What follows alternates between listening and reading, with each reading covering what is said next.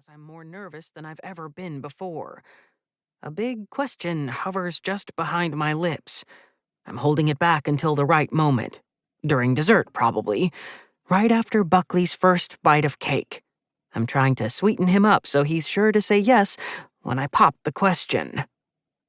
The plates we've been served so far were small. Each tasting has been just that, a bite of bliss that escaped my palate before it even settled.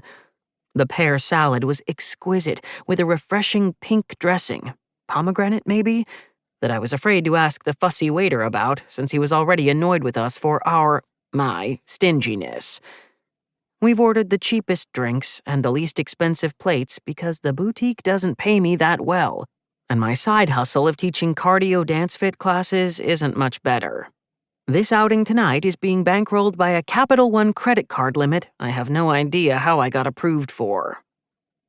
"Thank you for coming here tonight," I say to Buckley, sounding small. My heart is skittish. Here's the only man I've ever loved sitting across from me, the man I live with, and despite the small distance of white tablecloth between us, it feels like I'm shouting at him from the other side of the world, given the noise around us and the chasm of emotions I'm afraid to fall into. "I know it took a lot for you to get off from work early since you're still the new guy, and yeah, it means a lot to me." "Sure, Holden," he says, and my chest contracts. He never calls me Holden. Since forever, he's called me H. One night, when he was really drunk, not long after we first met, he went on a rant at an ABC, anything but clothes, party about how Holden has no immediate nicknames. "Hole?" he goofed. "We can't call you Hole." The room lit up with laughter from every corner, and even though it was at my expense, I didn't care.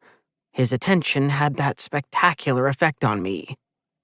"I'll call you H. Short, simple, eighth letter of the alphabet. H is like a house, dependable and sturdy, right? Like two eyes connected together." Then, when we started dating, he told me H was more like a home, still dependable, still sturdy, but he and I were the two eyes, and the line connecting them was our love. It was over the top, but I rolled with it, enjoying that I could be someone worthy of romantic words, no matter how cheesy. For once, I didn't feel reduced to the guy whose mom died at the end of high school. "I bet you're wondering why I chose to trek all the way out here tonight." I muster up a prize-winning smile, shucking the bad memories I almost let infiltrate our night. I've got to sell this. The waiter, a handsome guy with piercing hazel eyes, comes by with our entrees, interrupting my flow. There are approximately 4 truffle raviolis on a large pewter plate topped with green leaves and a measly amount of sauce.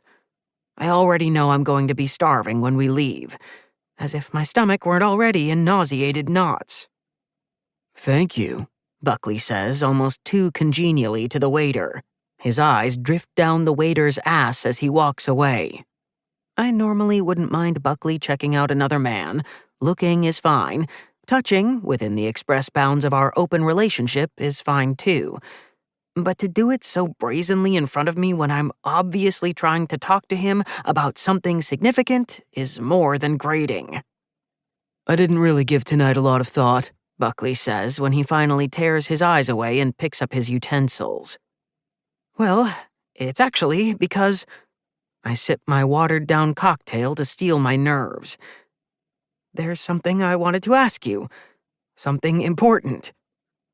It might be the swaying lights, but I think I spot a bead of sweat trickling down the side of Buckley's face. Okay." Buckley's eyes dance away from me. "Are you all right?" I ask, handing him my napkin because he is already sopping. He blots at his suddenly shiny nose. "Did it get hot in here?" he asks, fanning himself with his hand. The agent from the neighboring table leans over. "I've been asking myself the same thing." But the agent looks like he's a smarmy ball of sweat all the time, so I don't consider his opinion relevant.